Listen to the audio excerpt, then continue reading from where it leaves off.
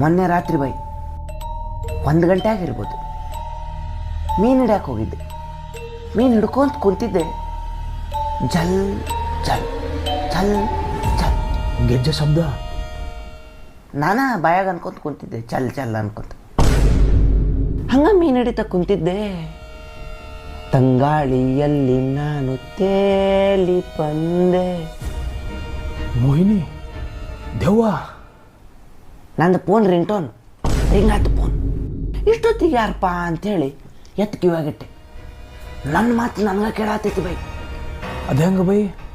ಕಾಲ್ ತಾಗಿ ನಂದು ಇನ್ನೊಂದು ಫೋನಿಂದ ನಾನಾ ಫೋನ್ ನೋಡ್ಕೊಬಿಟ್ಟೇನಿ. ನನ್ನ ಮಾತು ನನಗೆ ಕೇಳಾತೈತಿ. ನಾ ಹೋಗಿ ಕುಂತಿದ್ದು 9:30 ಬೈ. ಒಂದೂ ಮೀನು ಸಿಗಲಿಲ್ಲ. 1:30 ಆಗ್ತಿದ್ದಂಗೆ ಮೀನಾ ಜಗ್ತೇನೆ ಬೈ.